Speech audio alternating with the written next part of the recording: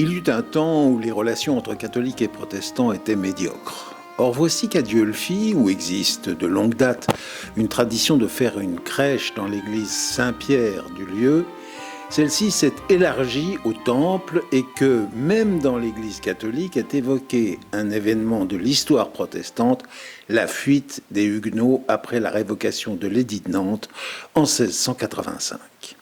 Jusqu'à ces dernières semaines donc, les deux lieux de culte distincts ont évoqué un temps heureusement lointain où le conflit entre les deux communautés était vif.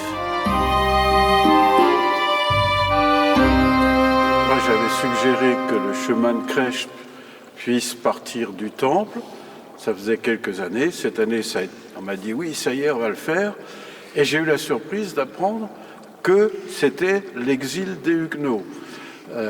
Parce qu'effectivement, cet automne encore, on a eu un petit festival, Voix d'exil, etc. Et donc, c'est vraiment l'interprétation par une équipe catholique de cet événement.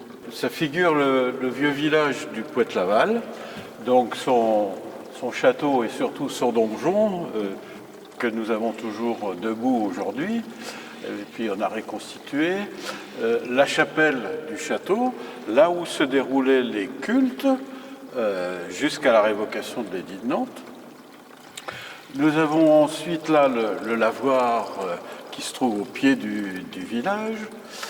Et puis là figure la commanderie, donc qui se trouve aussi dans le haut du village, mais juste en dessous du château. On voit des gens qui sont en tenue, qui sont en voyage, avec leurs baluchons. Donc là, ce sont des gens humbles. Par contre, là, nous voyons qu'il y a un couple richement habillé. Ils ont une carriole chargée de coffres, etc. Donc, il y a aussi des nobles, des gens riches, qui ont pris aussi ce chemin de l'exil. Donc, voilà, là, tout ça, c'est le chemin de l'exil. Alors, il y a ceux qui s'enfuient, mais il y en a d'autres qu'on a appelés les opiniâtres, qui n'ont pas abjuré pour rentrer de nouveau dans l'Église catholique, et ce sont les opiniâtres qui se réunissent secrètement, clandestinement, pour célébrer le culte, comme on dit, le culte au désert. Et donc ici figure une assemblée clandestine du désert, vous voyez, dans la forêt est figurée, et nous avons là le pasteur, le prédicant avec sa Bible qui annonce la parole de Dieu. Ce qu'il faut savoir, c'est que ces gens-là, s'ils étaient surpris par la police, par les dragons ou par la milice, les hommes étaient envoyés aux galères, les femmes enfermées dans des couvents ou dans des prisons, les enfants dans des couvents pour être rééduqués, et les pasteurs, les prédicants, eux, étaient condamnés à mort. Et la liste est quand même assez longue. Il ne faut pas qu'ils se trouvent surpris par ces personnages habillés de rouge et qui sont armés, ce sont les dragons du roi Louis XIV, qui étaient chargés de persécuter donc les protestants, les huguenots, jusqu'à ce qu'ils posent les genoux et qu'ils signent leur abjuration. Et ça pouvait aller jusqu'à la mort. Ensuite, on continue, ils passent devant une bergerie occupée. Et puis, là encore, un couple qui est là sur la voie de l'exil, et ils passent devant la fameuse poterie du Poët-Laval en bas, la poterie Robin. C'est fidèlement représenté avec sa cheminée, la grande cheminée, comme on l'appelle. Cette maison-là, la maison Robin, donc c'est une maison protestante, ce sont des protestants. Et pendant la Seconde Guerre mondiale, ils ont accueilli un enfant juif qui s'appelait Samuel Grispan. Et ils sont reconnus juste parmi les nations.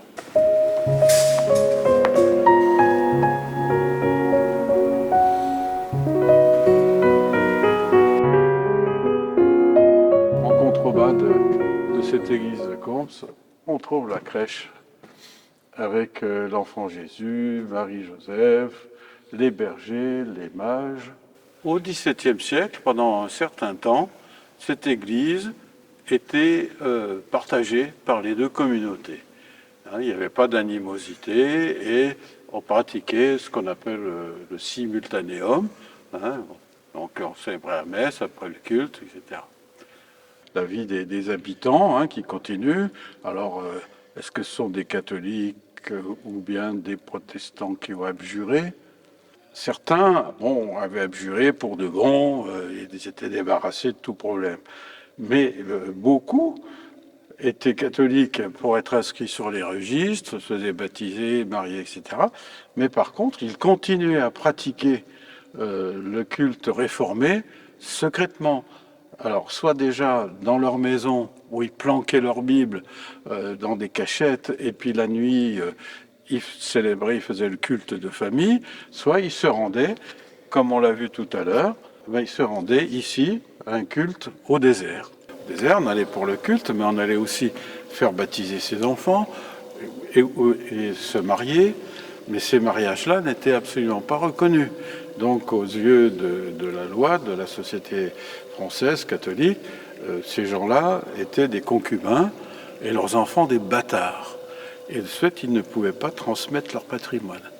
Donc, pour pouvoir garder les affaires, beaucoup ont abjuré. Alors, certains ont continué le culte, la pratique protestante. Ils étaient un peu schizophrènes, quoi, hein, les deux. Mais à la Révolution, beaucoup ont pu redevenir protestants et avoir gardé leurs affaires, leurs entreprises. Là, vous avez même l'instituteur itinérant avec son écritoire.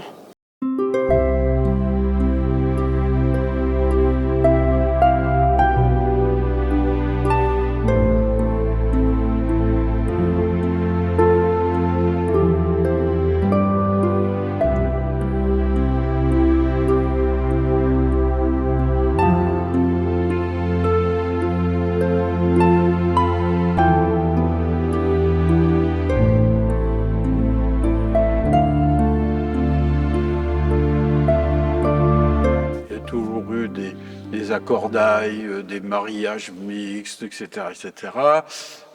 Adieu-le-Fille, c'était pas la guerre religieuse, mais quand même, les deux communautés s'étaient bien marquées. Hein, et chacun avait son quartier. Là, dans la rue du Bourg, vous aviez du côté montagne, colline, c'était la partie catholique, et du côté Jabron, c'était la partie protestante. On peut dire que déjà pendant les deux guerres mondiales, il y a beaucoup de liens et des liens d'estime qui se sont constitués. Plus particulièrement encore dans la Seconde Guerre mondiale avec les maquis. Et puis, tout de suite à la sortie de cette guerre, le mouvement œcuménique s'est bien développé, entre autres sous l'impulsion d'un prêtre lyonnais de la communauté du Prado, le père Couturier. C'est lui qui a inventé d'ailleurs la semaine universelle de prière pour l'unité des chrétiens.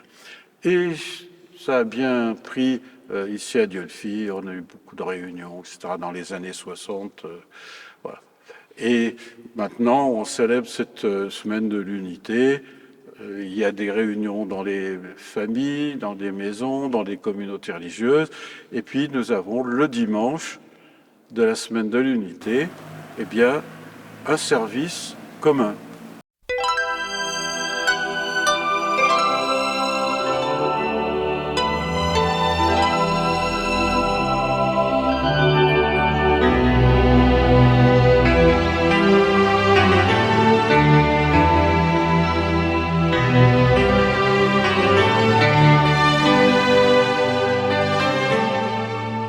Dans cette période du XXIe siècle, nous subissons quand même un coup de rabot de la sécularisation et une énorme perte de fréquentation, que ce soit pour les enfants dans l'éducation, la catéchèse et la fréquentation des services, des cultes hebdomadaires et dominicaux.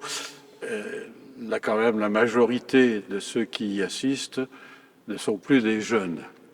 Et ils sont de moins en moins nombreux. Mais on peut assister donc aux périodes de vacances. Là, les rangs du temple se regarnissent bien. Et je peux dire que, bon, on assiste à une diminution effectivement du protestantisme rural. Mais dans les grandes villes, dans les métropoles, il y a énormément d'adhésion à cette pratique, à cette foi, à sa culture, à sa recherche. Il y a un phénomène d'ailleurs qui touche le ministère pastoral. Et on voit actuellement que les facultés de théologie ne sont pas fréquentées par des petits jeunes qui sortent du bac, comme moi je l'étais il y a X années, mais ce sont des personnes qui ont fait souvent une rencontre avec le protestantisme et qui ont effectué comme une conversion, une adhésion, et puis ils décident effectivement de partager cette découverte qu'ils ont faite, et ce sont des gens qui sont à mi-carrière, qui ont 45, 50 ans et qui se forment pour devenir pasteurs et puis servir donc dans nos églises.